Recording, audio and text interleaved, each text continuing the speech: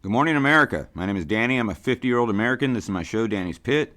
Hope you enjoy. If you do, don't forget to hit like, share, and follow me, and share it off to like-minded people. So anyway, here we go. I used to have this show. I had built up to like 5,000 followers, and then I said some nice stuff about Trump, and I got banned. Kind of funny. The guy that brought the platform back, he still can't really say anything good about him, but it's whatever. But it gave me time to take a break from my show. I've been posting memes and stuff on my page here on TikTok.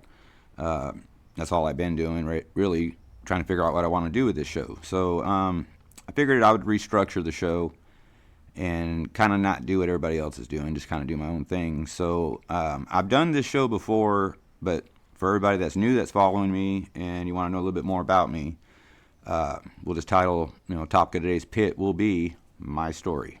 I guess you could even call it my testimony.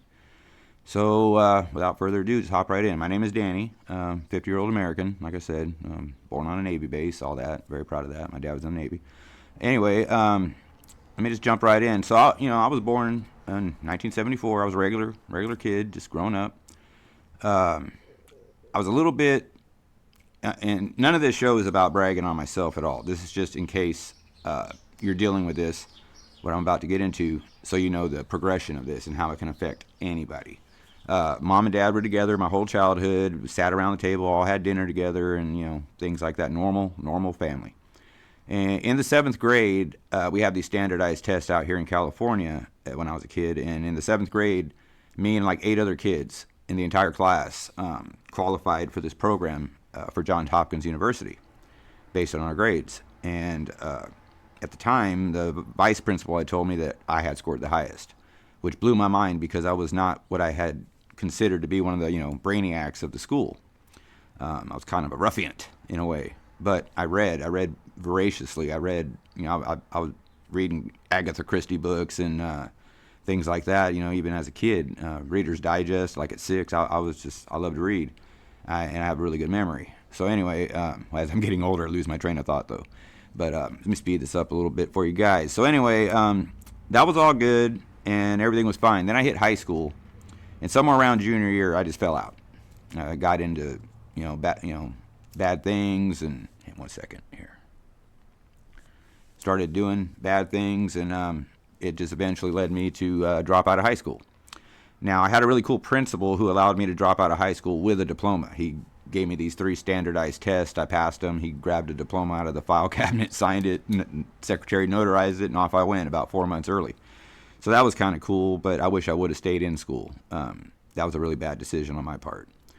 So I became an alcoholic in my early 20s. I was kind of a late bloomer. I drank in high school and, a little bit after high school, but when I say I drank, I'm talking about like 6 to 8 beers on Friday night. Well, somewhere around 23, that became an issue. And in no time at all, I became what I call a hope to die blackout drunk. By 27, I couldn't hold a job. My hands were just constantly trembling. I was the guy waiting outside of the liquor store at 5:30 in the morning in February, freezing, so the guy could open it up and sell me some whiskey or something. It was a horrendous, horrible existence. I probably committed every sin known to man under God. And including one night, I was a handful of pills and a belly and brain full of booze.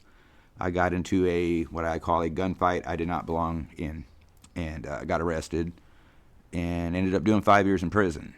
And it was, needless to say, to this point in my life, even the worst experience I've ever had, the scariest place on earth. But I am proud of a couple of things. I was able to stay on General Pop Yard for 5 years. And that's kind of hard to do because you got to be kind of solid, I guess.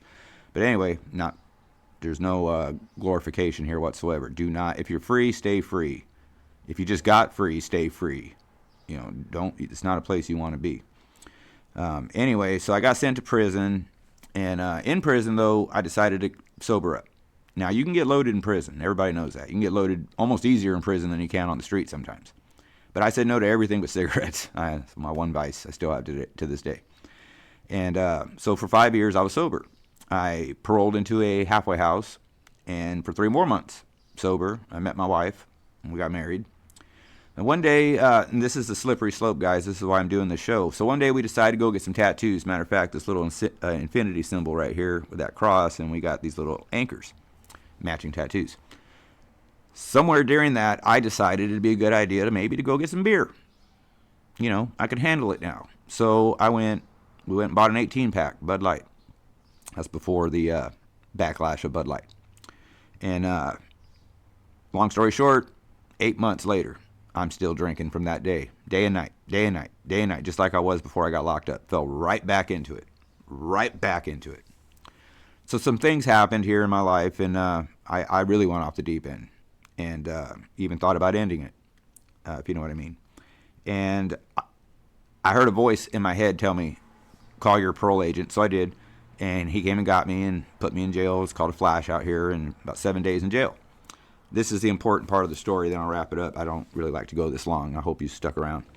So on the 3rd day in that cell, I got down on my knees like a little boy, and I prayed, and I prayed, and I prayed. I just wanted God to take it away from me. And if you've ever seen that movie, The Green Mile, when he takes the cancer from that woman, the house kind of goes, you know, like that. Well, I literally experienced that in that cell, and I am not lying. Then I laid down. And apparently I slept for like 5 hours. The guards were even telling me when I woke up, damn, dude, you were out. You know, I had 2 trays of food there waiting for me when I woke up.